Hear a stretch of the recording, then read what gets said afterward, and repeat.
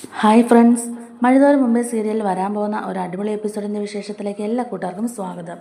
അങ്ങനെ രാജീവനും ശിവനും സ്റ്റേഷനിൽ വന്ന് നിൽക്കുകയാണ് കേട്ടോ. ആദ്യം എസ് ഐ രമേശ് നമ്പ്യാരെയാണ് കാണുന്നത്. വളരെ റൂഡായിട്ട് തന്നെയാണ് കേട്ടോ അയാൾ ഇവരോട് സംസാരിക്കുന്നതും. എന്തിനാണ് നിങ്ങളിപ്പോൾ ഇങ്ങോട്ടേക്ക് വന്നത് എന്നുള്ള മട്ടിലാണ് അയാൾ സംസാരിക്കുന്നത്. മക്കൾ ചെയ്ത പുണ്യപ്രവൃത്തിയെക്കുറിച്ച് അന്വേഷിക്കാൻ വന്നതാണോ എന്നിങ്ങനെ കളിയാക്കി ചോദിക്കുന്നുണ്ട്. ഇന്നലെ രാവിലെ ഇവന്മാരെ കസ്റ്റഡിയിലെടുത്തതാണ്. ഇത്രയും നേരമായിട്ടും ഇവന്മാരെ അന്വേഷിച്ച് ഒരു മനുഷ്യക്കുഞ്ഞ് പോലും ഇങ്ങോട്ടേക്ക് വന്നിട്ടില്ല. ആരെയും കാണാഞ്ഞപ്പോൾ ഞങ്ങൾ വിചാരിച്ചു ഇനി ഇവന്മാരെ നിങ്ങളെല്ലാം ഉപേക്ഷിച്ച് കാണുമെന്ന്. അല്ല, അതുപോലുള്ള പ്രവർത്തികളാണല്ലോ മക്കൾ ചെയ്തു വെച്ചേക്കുന്നത് എന്നിങ്ങനെ അയാൾ പറയുമ്പോഴേക്കും രാജീവൻ പറയുന്നുണ്ട്, അത് പിന്നെ സാറേ, കുട്ടിയൊക്കെ ഒരു തെറ്റുപറ്റി പോയതല്ലേ എന്നും പറഞ്ഞ് ഞങ്ങളുടെ വീട്ടിലെ കുട്ടികളെ ഞങ്ങൾക്ക് ഉപേക്ഷിക്കാൻ പറ്റുമോ? അവരുടെ കാര്യങ്ങൾ ഞങ്ങളല്ലാതെ പിന്നെ വേറെ ആരാ നോക്കുക? ഈ ഒരു സാഹചര്യത്തിൽ ഞങ്ങളും കൂടെ അവരെ കൈയൊഴിഞ്ഞാൽ പിന്നെ അവർക്ക് ആരാ ഉള്ളേ എന്നിങ്ങനെ രാജീവൻ പറയുമ്പോഴേക്കും എസ് ഐ രമേശ് നമ്പ്യാർ ചോദിക്കുന്നുണ്ട്, ഓഹോ, അപ്പോൾ ആ ബോധമൊക്കെ നിങ്ങൾക്കുണ്ടല്ലേ? നിങ്ങളുടെ കുട്ടികൾ എന്താ ചെറിയ തെറ്റുവല്ലാണോ ചെയ്തത്? നിങ്ങൾക്കത് ചെറിയ തെറ്റായിട്ടാണോ തോന്നുന്നത്? 4 പേരും കൂടെ ചേർന്ന് ഇരയെ മയക്കുമരുന്ന് കൊടുത്ത് ക്രൂരമായി പീഡിപ്പിച്ചത് ചെറിയ തെറ്റാണോടോ? അതും +2 പഠിക്കുന്ന ഒരു പാവം പിടിച്ച കൊച്ചിനെ. എന്ത് പറഞ്ഞ അവന്മാർ അങ്ങോട്ടേക്ക് കൂട്ടിക്കൊണ്ട് പോയെന്നൊക്കെയുള്ളത് നിങ്ങൾക്ക് അറിയാമല്ലോ. കൂട്ടുകാരൻ്റെ ബർത്ത്ഡേ പാർട്ടി ആഘോഷിക്കാനെന്നും പറഞ്ഞാൽ ഈ കൊച്ചിനെ അവർ തന്ത്രപൂർവ്വം അവിടെ എത്തിച്ചത്. എന്നിട്ട് 4 എണ്ണം കൂടെ ആ കൊച്ചിനെ പിച്ച് ചെയ്യുകയായിരുന്നു. ഇതൊരു ചെറിയ തെറ്റായിട്ടാണോ നിങ്ങൾക്ക് തോന്നുന്നത്? അല്ല, നിങ്ങളുടെ വീട്ടിലും ഇതേ പ്രായത്തിലുള്ള കുട്ടികളില്ലേ എന്നൊക്കെ ഇങ്ങനെ രമേശ് നമ്പ്യാർ ചോദിക്കുന്നുണ്ട്. രാജീവനും ശിവനും ഒന്നും മിണ്ടാതെ തന്നെ തലകുനിച്ച് നിൽക്കുകയാണ് കേട്ടോ. കാരണം ഇവരുടെ ചോദ്യങ്ങൾക്കൊന്നും ഒരു മറുപടിയും ഇല്ല. എന്നിട്ട് നിങ്ങൾ ഇവന്മാരുടെ ആരൊക്കെയാ എന്നിങ്ങനെ ചോദിക്കുമ്പോഴേക്കും ശിവൻ പറയുന്നുണ്ട്, ഞാൻ ഹരിശങ്കറിൻ്റെ അച്ഛനാണെന്ന്. അപ്പോൾ നിങ്ങളോ എന്നിങ്ങനെ രാജീവന് നേരെ ചോദിക്കുമ്പോൾ ഞാൻ അവൻ്റെ കൊച്ചച്ഛനാണെന്നും പറയുന്നുണ്ട്. അപ്പോൾ 2ാം പ്രതി ബാലചന്ദ്രൻ്റെ മകനോ എന്നിങ്ങനെ ചോദിക്കുമ്പോഴേക്കും അത് ഞങ്ങളുടെ പെങ്ങളുടെ മകനാണെന്നും പറയുന്നുണ്ട് അവർ.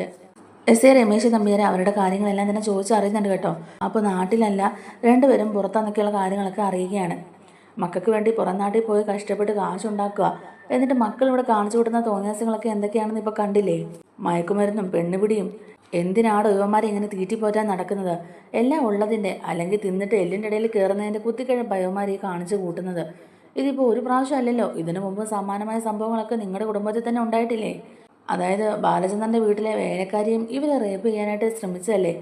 അന്ന് ആ കേസ് ഒതുക്കി തീർക്കാൻ നോക്കിയെങ്കിലും അതിപ്പോൾ പുറത്ത് വന്ന് കണ്ടില്ലേ? അത്രയേ ഉള്ളൂ യുവന്മാരുടെയൊക്കെ കാര്യങ്ങൾ. എത്ര കൊണ്ടാലും കണ്ടാലും പഠിക്കുകയില്ല, അത്രയ്ക്കായി യുവന്മാരുടെ അഹങ്കാരങ്ങൾ എന്നൊക്കെ ഇങ്ങനെ പറയുകയാണ് അയാൾ. ഇനിയിപ്പോൾ യുവന്മാർക്ക് മുമ്പിൽ ഒരു വഴിയുമില്ല. ഇനി യുവന്മാർ രക്ഷപ്പെടുന്ന കാര്യം സംശയം തന്നെയാണ്. പ്രതികൾ തന്നെ കുറ്റം സമ്മതിക്കുകയും ചെയ്തല്ലോ. ഇനി കോടതിയിൽ ഹാജരാക്കി നേരെ റിമാൻഡ് ചെയ്ത് സബ് ജയിലിലേക്ക് കൊണ്ടുപോകും.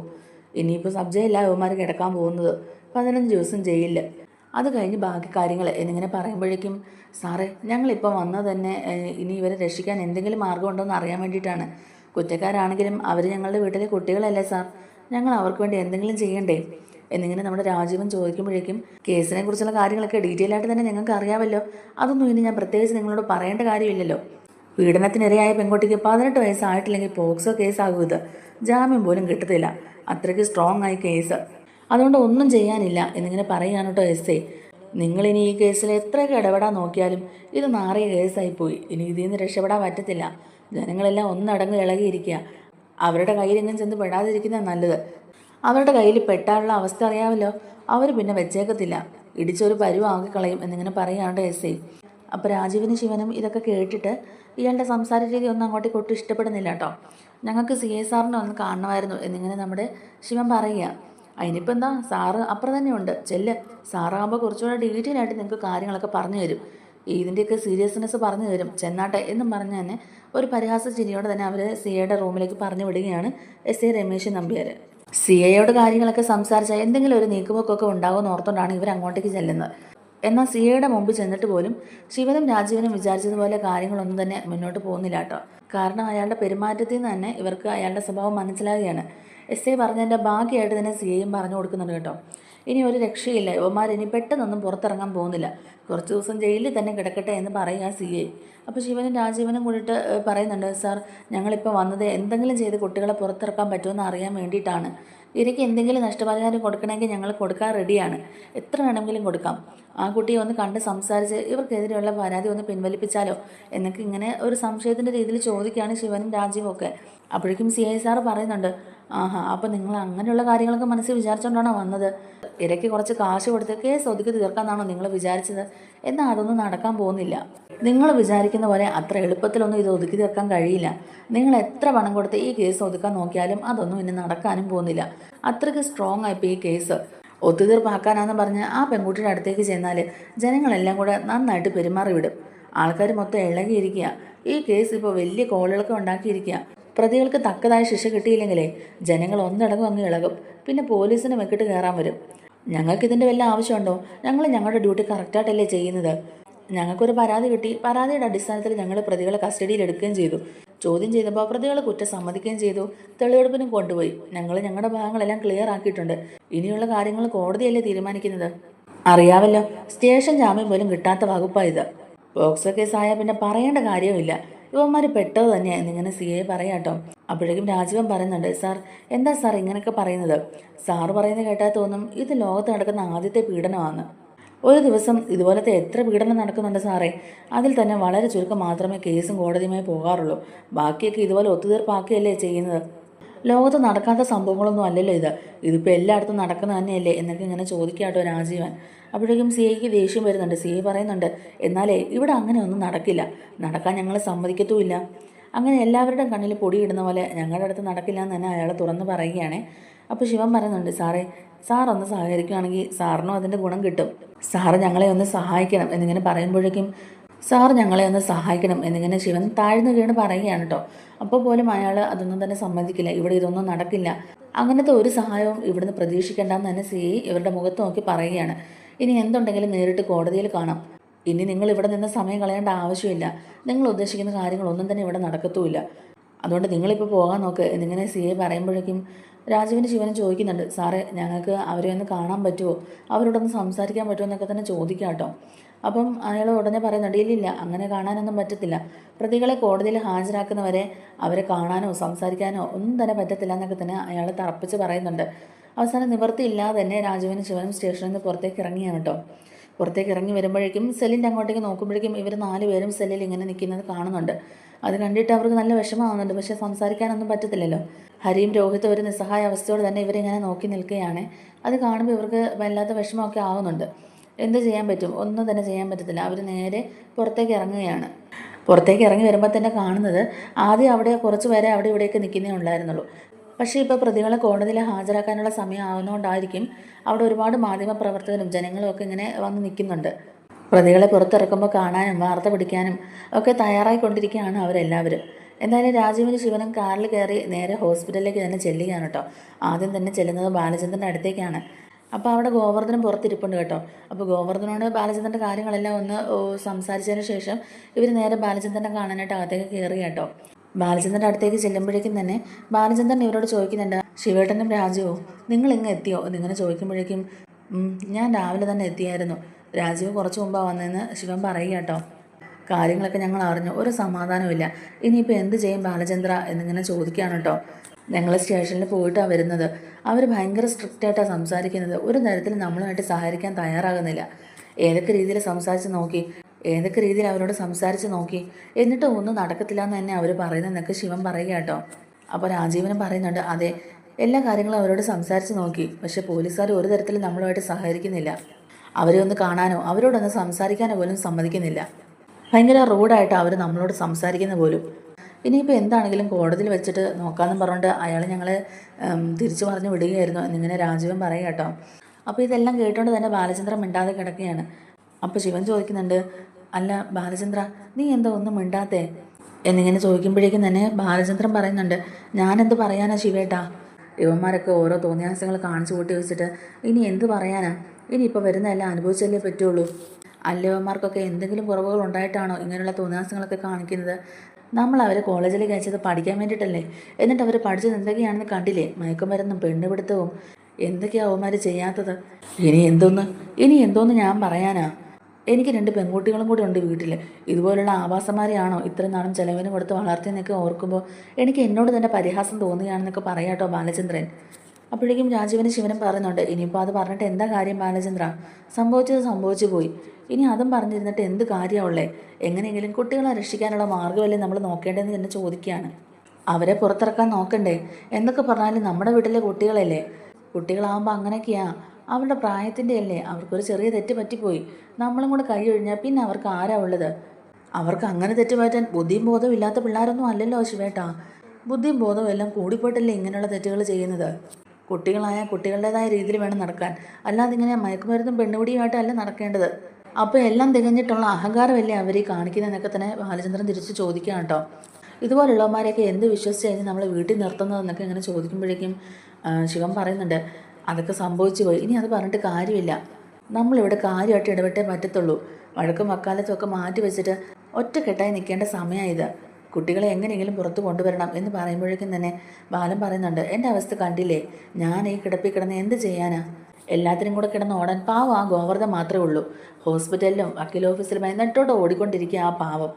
ഇപ്പോഴത്തെ കണ്ടീഷനിൽ എനിക്ക് ഇവിടുന്ന് ഒന്ന് പുറത്തോട്ട് ഇറങ്ങാൻ പോലും പറ്റത്തില്ല.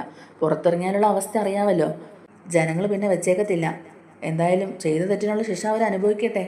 അല്ലെങ്കിൽ തന്നെ എന്തിനാ ഇവന്മാരെയൊക്കെ ഇപ്പോൾ പുറത്തു കൊണ്ടുവരാൻ നോക്കുന്നേ? ഇപ്പോൾ തന്നെ പത്രത്തിലും ടി വിയിലൊക്കെ ആകെ ന്യൂസായി തീ ആളി കത്തുന്ന പോലെ കത്തിക്കൊണ്ടിരിക്കുകയല്ലേ. ഇനി ഇതറിയാൻ ഒരാളെങ്കിലും ബാക്കിയുണ്ടോ? ജനിപ്പിച്ച തന്തയും തള്ളയും കുടുംബത്തിലുള്ളവരെയും കൂടെ നാണക്കേടിൻ്റെ പടുകുഴിയിൽ കൊണ്ട് ചാടിച്ചിട്ട് ഇനി എന്തിനാ അവന്മാരെ പുറത്തു കൊണ്ടുവരാൻ നമ്മൾ ഇത്ര പാടുപെടാൻ നോക്കുന്നേ? ചെയ്ത തെറ്റിൻ്റെ ആഴം മനസ്സിലാക്കി കുറച്ച് നാൾ അവർ ജയിലിൽ കിടക്കട്ടെ. എങ്കിലേ അവന്മാരൊക്കെ മര്യാദ പഠിക്കുകയുള്ളൂ. എങ്കിലേ അവന്മാരൊക്കെ നന്നാകുള്ളൂ, നന്നാകാൻ ശ്രമിക്കുകയുള്ളൂ എന്നൊക്കെ തന്നെ ഇങ്ങനെ ബാലൻ ദേഷ്യപ്പെട്ട് പറയുക കേട്ടോ. അപ്പോൾ രാജീവിന് ഇത് കേൾക്കുമ്പോൾ ദേഷ്യം വരിക കേട്ടോ. രാജീവിന് എങ്ങനെയെങ്കിലും ഇവരെ പുറത്തൊന്ന് കൊണ്ടുവരണം എന്നുള്ള ഒറ്റ ചിന്ത മാത്രമല്ലേ ഉള്ളൂ. എന്ത് ചെയ്തിട്ടാണെങ്കിലും കുഴപ്പമില്ല, എത്ര പൈസ കൊടുക്കേണ്ടി വന്നാലും കുഴപ്പമില്ല, അവന്മാരെ പുറത്ത് കൊണ്ടുവരണം എന്നുള്ളൊരു ചിന്ത മാത്രമേ ഉള്ളൂ. രാജീവൻ എന്നിട്ട് ബാലേന്ദ്രനോട് പറയുന്നുണ്ട്, ബാലേന്ദ്ര, ഈ കാര്യങ്ങളൊന്നും സംസാരിക്കാനല്ലല്ലോ ഇപ്പം ഞങ്ങൾ ഇങ്ങോട്ടേക്ക് വന്നത്. നിനക്ക് ഇവിടെ കിടന്നുകൊണ്ട് ഒന്നും ചെയ്യാൻ പറ്റത്തില്ലെന്നുള്ളത് ഞങ്ങൾക്കറിയാം. പക്ഷേ എന്നാലും നിന്നോട് ആരും അഭിപ്രായം ചോദിക്കണമല്ലോ. ഈ വിവരം അറിഞ്ഞ് ഇത്ര നേരമായിട്ട് നീ ഞങ്ങളെ ഒന്ന് വിളിക്കുവോ കാര്യങ്ങളൊന്നും ചോദിക്കുവോ ഒന്നും തന്നെ ചെയ്തിട്ടില്ല. പിന്നെയും ഞങ്ങളല്ലേ ഇങ്ങോട്ടേക്ക് വന്നേ എന്നിങ്ങനെ ചോദിക്കുകയാണ്. കാര്യങ്ങളൊക്കെ എങ്ങനെയെങ്കിലും ഒന്ന് ഒത്തുതീർപ്പാക്കാനും കുട്ടികളെ ഒന്ന് പുറത്തിറക്കാനും കൂടി വേണ്ടിയിട്ടാണ് ഞങ്ങളിപ്പോൾ ധൃതി പിടിച്ച് കിട്ടിയ ഫ്ലൈറ്റ് കയറി ഇങ്ങോട്ടേക്ക് വന്നത്. കുറേ പേരെ വിളിച്ചു നോക്കി, കുറച്ച് പേര് ഫോൺ എടുക്കുന്നില്ല. രാഷ്ട്രീയക്കാരും എല്ലാവരും ഇപ്പം മലക്കം മറിഞ്ഞിരിക്കുക. ആർക്കും ഈ കേസിൽ ഇടപെടാൻ ഒരു താല്പര്യമില്ലെന്നാണ് പറയുന്നതെന്നൊക്കെ ഇങ്ങനെ പറയുക കേട്ടോ. ബാലേന്ദ്രൻ പറയുന്നുണ്ട്, അത് പിന്നെ അങ്ങനെയല്ലേ ആകുള്ളൂ.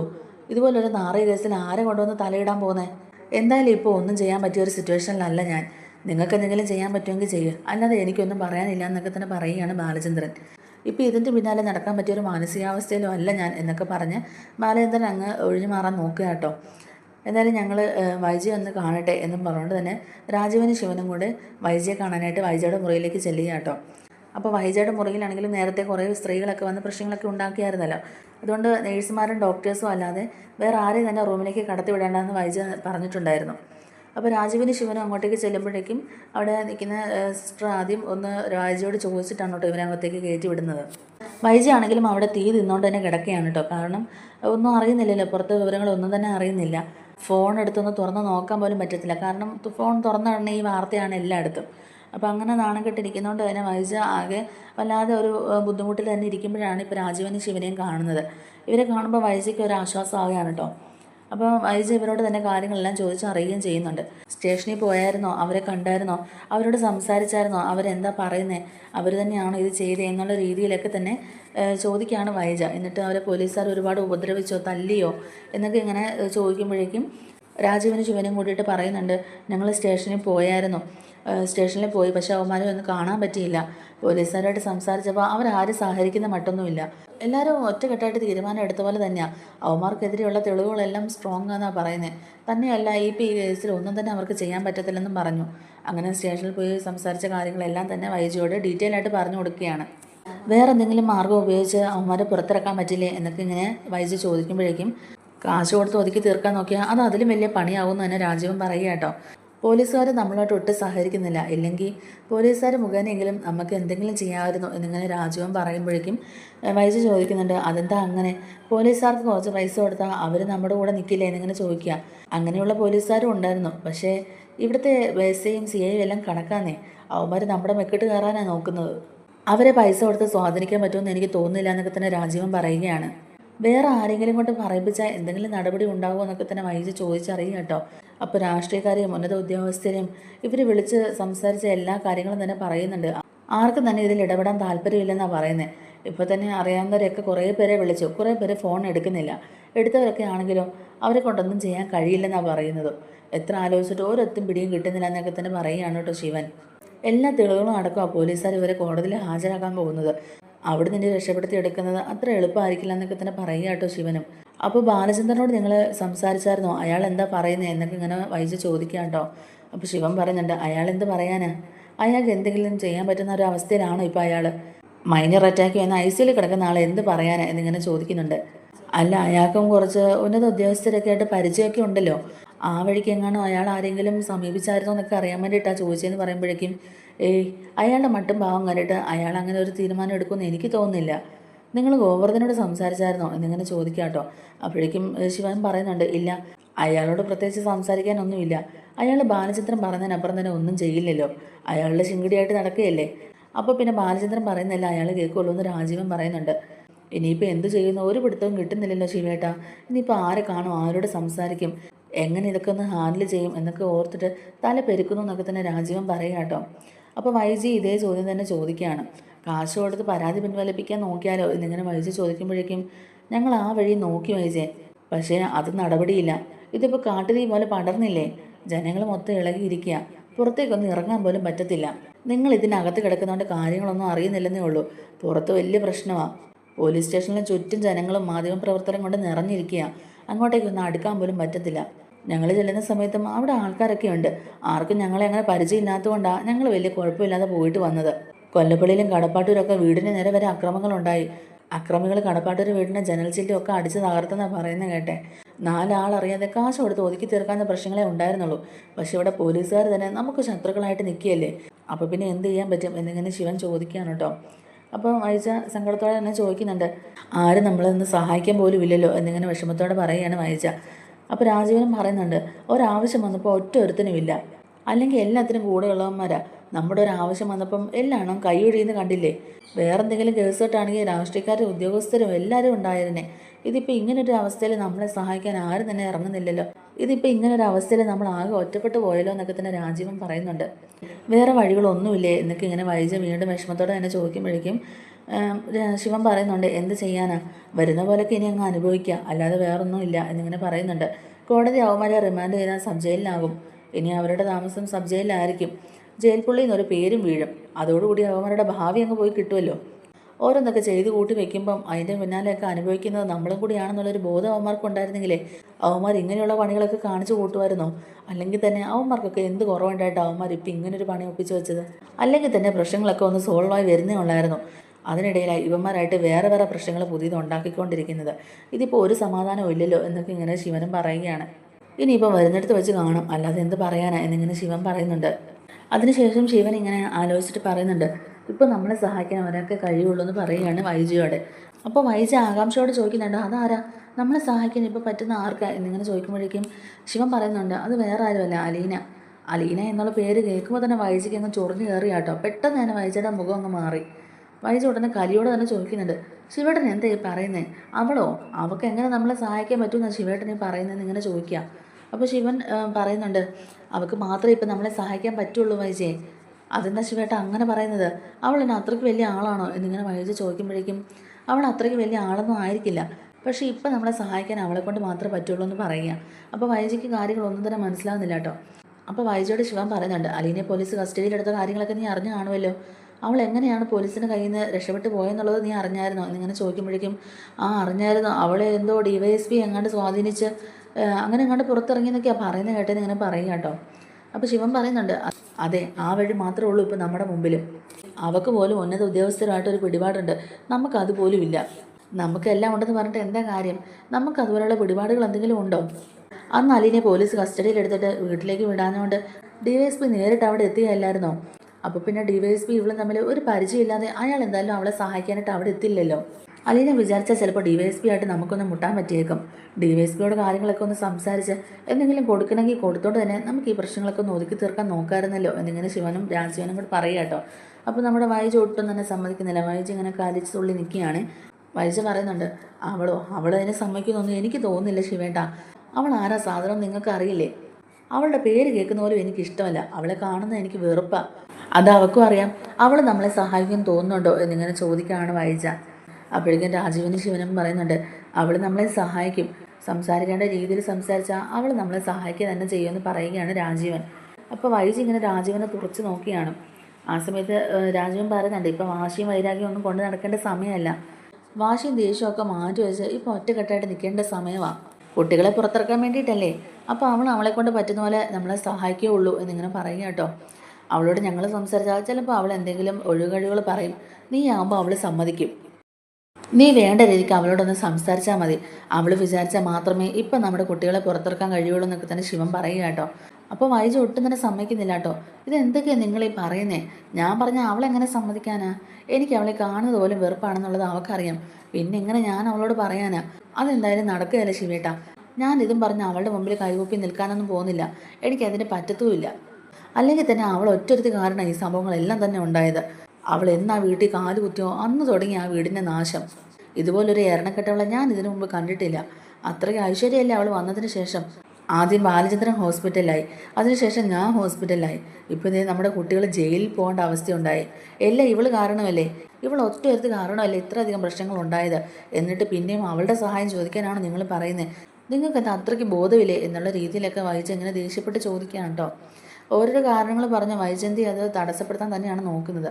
രാജീവന് ശിവനെ ഒരുപാട് പറഞ്ഞു നോക്കുന്നുണ്ടെങ്കിലും വൈജയുടെ അഹങ്കാരം അതിനെ ഒട്ടും തന്നെ സമ്മതിക്കുന്നില്ല. അവർക്കിനി ജയിലിൽ പോകേണ്ടി വന്നാലും അവളോട് ഞാൻ ആ കാര്യം ചോദിക്കത്തില്ല എന്ന് വൈജ അങ്ങ് തറപ്പിച്ച് പറയുകയാണ്. നാണം കെട്ട് മരിക്കേണ്ട അവസ്ഥ വന്നാലും ഞാൻ അവളുടെ കാല് പിടിക്കത്തില്ല എന്നൊക്കെ തന്നെ വൈജ പറയുന്നുണ്ട്. അതല്ലാതെ വേറെ മാർഗ്ഗം എന്തെങ്കിലും ഉണ്ടെങ്കിൽ നോക്കാം എന്നൊക്കെ ഇങ്ങനെ വൈജ പറയുമ്പോഴേക്കും രാജീവന് ശിവനും പറയുന്നുണ്ട്, ഇതല്ലാതെ വേറെ മാർഗ്ഗം ഒന്നും തന്നെ ഇല്ല വൈജെ. ഞങ്ങളെക്കൊണ്ട് പറ്റാവുന്ന പോലെ എല്ലാ വഴികളും നോക്കി. കാശ് കൊടുത്ത് സ്വാധീനിക്കാൻ നോക്കി. പോലീസുകാരുടെ അടുത്ത് പോയി അവരോട് സംസാരിച്ച് നോക്കി. വക്കീൽ ഓഫീസിൽ പോയി അറിയാവുന്ന വക്കീലുമാരോടെല്ലാം ചോദിച്ചു നോക്കി. ജാമ്യം കിട്ടാൻ എന്തെങ്കിലും വകുപ്പുണ്ടോ എന്ന് നോക്കി. അല്ലെങ്കിൽ ഇനി ഇരയായ പെൺകുട്ടിയുടെ അടുത്ത് പോയി ഇച്ചിരി നഷ്ടപരിഹാരം കൊടുത്തിട്ടാണെങ്കിലും കേസ് പിൻവലിപ്പിക്കാൻ നോക്കി. ഒന്നും തന്നെ നടന്നില്ല. ആകെ മൊത്തം ഇത് വലിയൊരു പ്രശ്നമായി മാറിയിരിക്കുക. ഇവിടെ നീ ഇടപെട്ടാൽ മാത്രമേ കാര്യങ്ങൾക്കൊക്കെ ഒരു നീക്കുപോക്ക് ഉണ്ടാവുകയുള്ളൂ.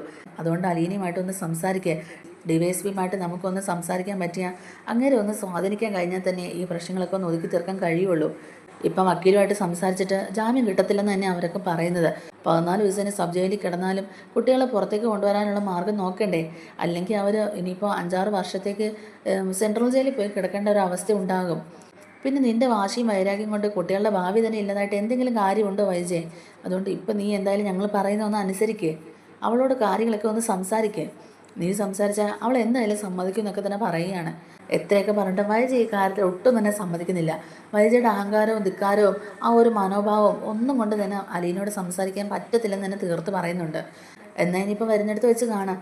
എന്നാലും ഞങ്ങൾ പറയാനുള്ളത് പറഞ്ഞു. ഇനി നീയാണ് ഇവിടെ കാര്യങ്ങൾ തീരുമാനിക്കേണ്ടത്. എന്തെങ്കിലും ഒരു നീക്കുപോക്ക് ഉണ്ടാക്കണമെങ്കിൽ നീ വിചാരിച്ചാൽ മാത്രമേ നടക്കുള്ളൂ എന്നൊക്കെ തന്നെ പറയുന്നുണ്ട് കേട്ടോ വൈജയോട്. അപ്പോൾ വൈജയാണെങ്കിലും ഇതെല്ലാം കേട്ടിട്ട് ഇങ്ങനെ അഹങ്കാരത്തോടെ തന്നെ കിടക്കുകയാണ്. ആ വൈജയുടെ യാത്ര പറഞ്ഞിട്ട് ഇവർ നേരെ ചെല്ലുന്നത് കടപ്പാട്ടൊരു വീട്ടിലേക്കാണ് കേട്ടോ. അലീനയോട് ഇവർ തന്നെ കാര്യങ്ങളൊന്ന് സംസാരിക്കാനായിട്ട് ചെല്ലുകയാണ്. അവിടെ ചെല്ലുമ്പോഴേക്കും തന്നെ കൃഷ്ണമോളും ബമ്പിതയും അലീനയും മാത്രമേ ഉള്ളൂ വീട്ടിൽ. ഇവർ ചെന്ന് പറഞ്ഞാൽ തന്നെ അലീന ഇവർക്ക് ചായയൊക്കെ ഇട്ട് കൊടുത്തിട്ട് ഇവർ ചായ കുടിച്ചുകൊണ്ടിരിക്കുമ്പോൾ തന്നെ അലീനയോട് കാര്യങ്ങളൊക്കെ സംസാരിക്കുന്നുണ്ട്. എന്തിനാണ് ഇപ്പോൾ വന്നെന്നുള്ള കാര്യങ്ങളൊക്കെ. അപ്പോൾ ഏകദേശം കാര്യങ്ങളൊക്കെ അലീനയ്ക്കും അറിയാം. അപ്പോൾ അലീനയെ പോലീസ് കസ്റ്റഡിയിൽ എടുത്തതിന് ശേഷം അവർ വിടാൻ കൂട്ടാക്കാതിരുന്ന കാര്യങ്ങളെല്ലാം തന്നെ ചോദിച്ച് മനസ്സിലാക്കിയാണ് രാജീവനും ശിവനും. അതിനുശേഷം DYSP അവിടെ എങ്ങനെ ഇടപെട്ടെന്നുള്ള കാര്യങ്ങളൊക്കെ ചോദിക്കുകയാണ് കേട്ടോ. അപ്പോൾ അലീന പറയുന്നുണ്ട്, ഞാനത് അറിഞ്ഞതുപോലും അല്ല അങ്കിളെ. രേവതിക്കുട്ടി മുഖേനയാണ് ആ DYSP അവിടെ എത്തിയത്. വീട്ടിൽ വന്നതിന് ശേഷം രേവതിക്കുട്ടി വിളിച്ച് പറയുമ്പോഴാണ് ഞാൻ ഈ കാര്യങ്ങളൊക്കെ അറിയുന്നത് തന്നെ. അല്ലാതെ എനിക്ക് DYSPയുമായിട്ട് ഒരു ബന്ധവുമില്ല. ഞാൻ അദ്ദേഹത്തെ ഇതിനു മുമ്പ് കണ്ടിട്ടുമില്ല എന്നൊക്കെ തന്നെ പറയുകയാണ് കേട്ടോ അലീന. അപ്പോൾ രേവതിക്കുട്ടിയുടെ കാര്യങ്ങളെല്ലാം തന്നെ ചോദിച്ച് മനസ്സിലാക്കിയാണ് രാജീവനും ശിവനും. എൻ്റെ കൂടെ ഓഫണേജിലുണ്ടായിരുന്ന കുട്ടിയാണ്. അപ്പോൾ ആ കുട്ടി ഇപ്പം പാലാരിവട്ടത്തുള്ള മാമച്ചാൻ്റെയും ഗ്രേസമ്മയുടെ ആൻറ്റിൽ വീട്ടിൽ ജോലിക്കാരിയായിട്ട് പോയതാണെങ്കിലും ഇപ്പോൾ അവർ സ്വന്തം മോളെ പോലെ തന്നെ അവരെ നോക്കുന്നത്. രേവതിക്കുട്ടിയോട് അവരെങ്ങനെയാണോ പെരുമാറുന്നത് അതുപോലെ തന്നെ അവർ എന്നെയും കണ്ടിട്ടുള്ളത്. എന്നോടും അതേ സ്നേഹത്തോടെ തന്നെ അവർ പെരുമാറുന്നത്. ആ ഒരു സ്നേഹത്തിൻ്റെ പുറത്ത് മാത്രമാണ് അവരെനിക്ക് വേണ്ടി അന്ന് അങ്ങനെ ഇടപെട്ടത്. ഞാനൊരു തെറ്റും ചെയ്തിട്ടില്ല എന്നുള്ളൊരു ബോധ്യം ഉള്ളതുകൊണ്ട് മാത്രമാണ് അവരന്ന് എനിക്ക് വേണ്ടി അങ്ങനെ ഒരു സഹായം ചെയ്തത്. പക്ഷേ ഇവിടെ രോഹിത്തിൻ്റെ ഹരിയുടെയും കാര്യം അങ്ങനെയല്ലല്ലോ. അവർ ചെയ്ത തെറ്റ് എത്രത്തോളം വലിയ തെറ്റെന്നുള്ളത് നിങ്ങൾക്ക് അറിയാമല്ലോ. അതുകൊണ്ട് തന്നെ ഈ കാര്യങ്ങൾ അവരോട് സംസാരിക്കാൻ പറ്റത്തില്ല. അവർ ഈ കാര്യത്തിൽ ഇടപെടത്തുമില്ല. മാമച്ചാനും ഗ്രേസമ്മയും ആരെയും നമ്മൾ വിചാരിക്കുന്ന പോലുള്ള ആൾക്കാരൊന്നും അല്ല. ഇങ്ങനൊരു ആവശ്യം ഉന്നയിച്ചുകൊണ്ട് എനിക്ക് അവരുടെ മുമ്പിലോട്ട് ചെല്ലാൻ പോലും പറ്റത്തില്ല അങ്കിളെ. അതുകൊണ്ട് ഞാൻ അവരുടെ മുമ്പിൽ ഈ ആവശ്യം ഉന്നയിച്ചുകൊണ്ട് പോയില്ല എന്നൊക്കെ തന്നെ അലീന പറയുമ്പോഴേക്കും അലീനോട് ഇങ്ങനെ ഓരോരോ കാര്യങ്ങൾ പറഞ്ഞ് ഇവർ കൺവിൻസ് ചെയ്യാൻ നോക്കിയാട്ടോ. അവസാനം അലീനെ ഓരോന്ന് പറഞ്ഞ് കൺവിൻസ് ചെയ്യിച്ചതിന് ശേഷം മാമച്ചാനും ഗ്രസമ്മേൻ്റെ ഒന്ന് ആദ്യം കാണാം. അവരോട് സംസാരിച്ച് അവരുമായിട്ട് ഒന്ന് മിങ്കിളായതിനു ശേഷം മറ്റേ DYSP കാണാനുള്ള കാര്യങ്ങളൊക്കെ റെഡിയാക്കാന്നൊക്കെ തന്നെ ഇവർ പറയുക കേട്ടോ. ആ സമയത്ത് തന്നെ അലീന DYSPയുടെ കാര്യങ്ങളെല്ലാം അവരോട് പറയുന്നുണ്ട്. കാരണം ഇങ്ങനെ ഒരു ആവശ്യമായിട്ട് മുന്നോട്ട് പോയാൽ അത് എത്രത്തോളം സക്സസ്ഫുൾ ആവുമെന്നൊക്കെ ഉള്ളത് അറിയില്ലല്ലോ. അതുകൊണ്ട് തന്നെ അലീന പറയുന്നുണ്ട്, ആരുടെയും റെക്കമെൻഡേഷൻ ഒന്നും കേൾക്കുന്ന ആളല്ല DYSP. പിന്നെ അവിടെ ചെന്ന് സംസാരിച്ചാലും ഇത് എത്രത്തോളം അവർ നമ്മളെ സഹായിക്കുന്നുള്ളതൊന്നും പറയാൻ പറ്റത്തില്ല. ചിലപ്പോൾ നേരെ തിരിച്ചായിരിക്കും കാര്യങ്ങൾ. അതുകൊണ്ട് രണ്ടും കൽപ്പിച്ച് വേണം അങ്ങോട്ടേക്ക് പോകാമെന്നുള്ള രീതിയിൽ അലീന എല്ലാം പറയുന്നുണ്ട് കേട്ടോ. എന്തായാലും മോള് ഞങ്ങളുടെ കൂടെ ഒന്ന് വന്നാൽ മതി. മാമച്ചാനും ഗ്രേസമ്മേൻ്റെയും ഞങ്ങൾക്ക് ഇതുവരെ പരിചയമില്ലല്ലോ. അപ്പോൾ അവരോടൊന്ന് സംസാരിക്കണമെങ്കിൽ മോള് ഞങ്ങളുടെ കൂടെ വന്നാലല്ലേ പറ്റുള്ളൂ. ബാക്കി കാര്യങ്ങളൊക്കെ ഞങ്ങൾ അവരോട് സംസാരിച്ചോളാം എന്നൊക്കെ പറഞ്ഞാണ് രാജീവനും ശിവനും അലീനയും കൂട്ടിയിട്ട് നേരെ പാലാരിവട്ടത്തേക്ക് പോകാനുള്ള തയ്യാറെടുപ്പുകൾ നടത്തുന്നത്. അപ്പോൾ നമ്മുടെ ഈ വീഡിയോ ഇഷ്ടമായിട്ടുണ്ടെങ്കിൽ ഒന്ന് ലൈക്ക് ചെയ്യാനും നമ്മുടെ ചാനൽ കൂടി ഒന്ന് സബ്സ്ക്രൈബ് ചെയ്ത് സപ്പോർട്ട് ചെയ്യാനും മറക്കല്ലേ.